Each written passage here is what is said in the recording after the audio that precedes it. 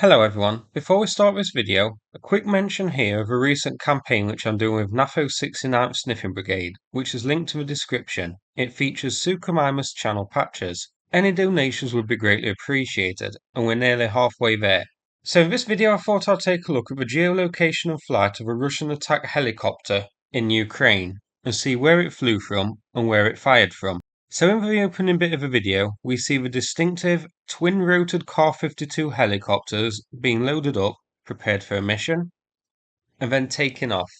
We see them flying over Ukraine and then firing rockets at an unseen Ukrainian target.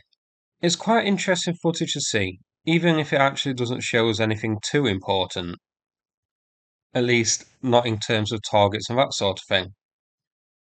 But it does show us a couple of important things which I'll get to in the geolocation, and seeing which region Ka-52s are deployed in and where they are operating from is always worth a look. This geolocation work was carried out by a Twitter user, Red Intel Panda, who is excellent at this sort of thing. Now first let's check where this flight took off from. So it took off from here, Luhansk International Airport. Now this is an abandoned airport within Ukraine itself. Now this location is interesting because it confirms that Luhansk Airport is definitely being used by Russia as a forward operating base for Ka-52 helicopters. I believe there's been a couple of videos this year showing Ka-52s taken from here, but it is nice to have confirmation that this base is now back in use. Later, I'll check where exactly this airbase is, and more importantly, check if Captain Storm Shadow might be able to pay it a visit, and of course other possible platforms too. Now let's check the firing point. So the Ka-52 was geolocated by Red Intel Panda as firing rockets around this area here, near a set of trenches.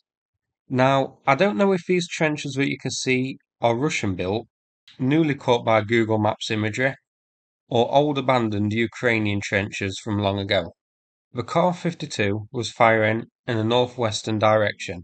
In a moment, I will check where it may have been aiming and measure the distances. First, let's check where this is zoomed out.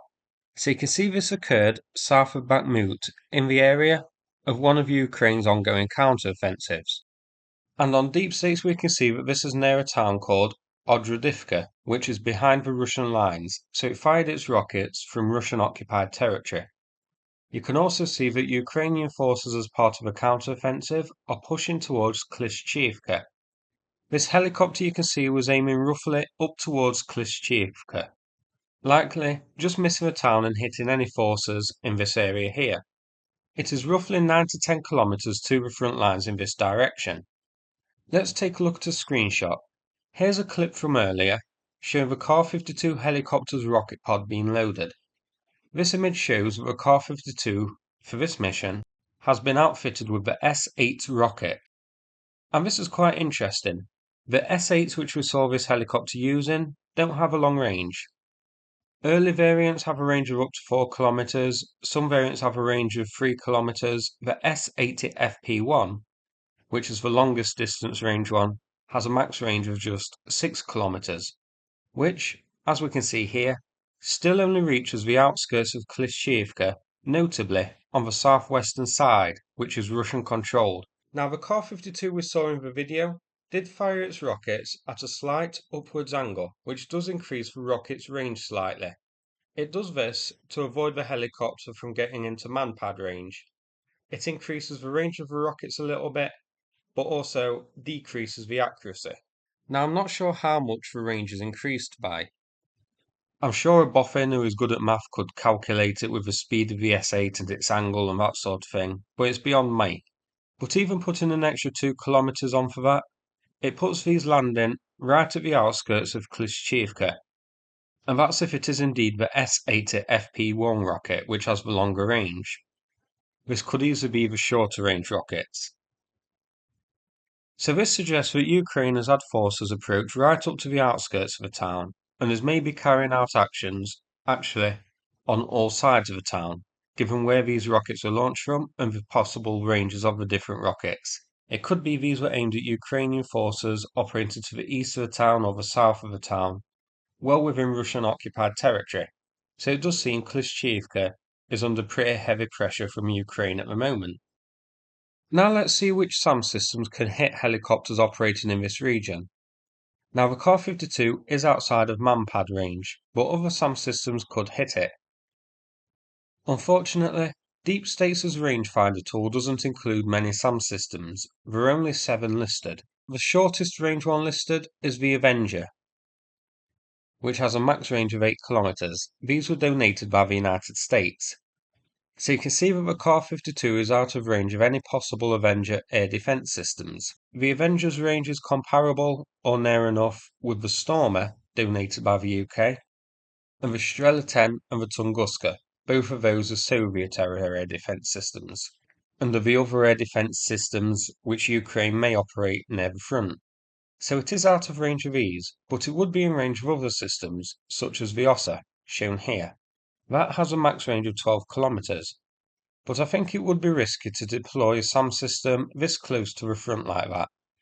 So if Ukraine wanted to hit these helicopters operating here near Bakhmut, we're likely looking at SAM systems placed further afield, such as the Hawk. Its range here is shown to be 45 kilometers. So a Hawk system could be placed further afield in safer areas, out of range of say the Lancet drones, or at least making it harder for Lancet drones to reach and hit them, as well as of course other systems like artillery and rockets. The Hawk is comparable to the likes of the Buk and the Iris-T, so if SAMs of that range are deployed near Bakhmut, it's likely these types of systems and these could potentially hit these Ka-52s operating in this region near Bakhmut. Now let's check out the airbase. So as the crew flies from the airbase to the rough launch point, it's about 98 or 99 kilometers. So not too long a flight for a helicopter. So it is over 100 kilometers to the front lines. So it is out of range of HIMARS, but it is clearly in range of a 250 to 300 kilometer range Storm Shadow missile. But what about other potential platforms?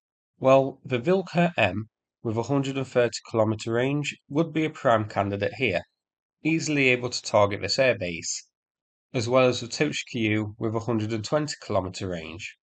So there are options to hit Luhansk Airport now that we know it's being used by Russia as a forward operating base for helicopters. And since we have definite confirmation that Russia is using it as a forward operating base, I think it would definitely be a target which Ukraine would like to hit.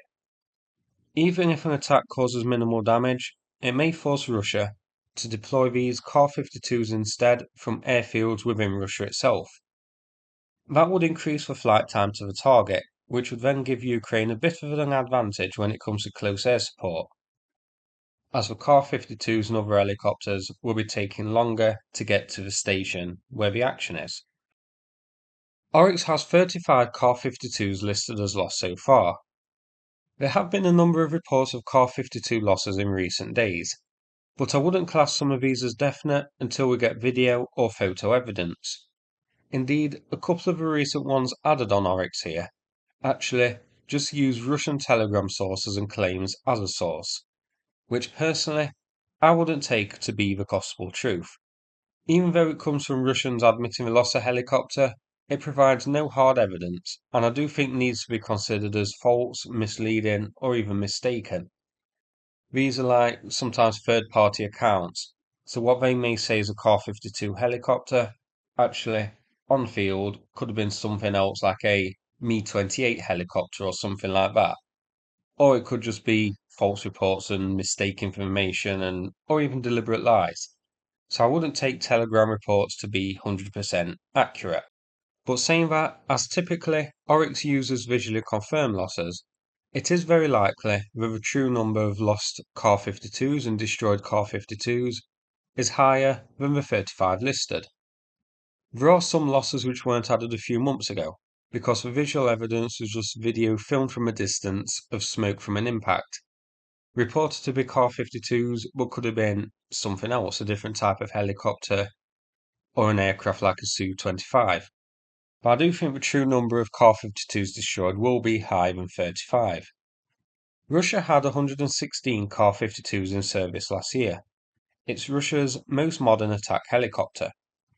But not all of those will be combat ready, so the Ka-52 force must be stretched thin now. Indeed, we have seen in some areas that the Ka-52 fleet is being supplemented by older airframes such as the Havoc and the Hind. However, Russia does have 40 airframes on order, and it's unknown how many have since been delivered. Now at the end of the video, I'm going to play a thank you message from Rebirth Energy, but in the meantime, if you found this video interesting, and I hope you did, please click like and subscribe, I'd appreciate it. Thanks again, and take care everybody. Від імені однієї з частин Збройних сил України я хочу висловити вдячність за надану допомогу, за наданий автомобіль, фонду «Енергія відродження», фонду «Сабредітер Україна», а також ютуб каналу «Сукамайміс» та його глядачам за надану допомогу. Слава Україні! Героям слава!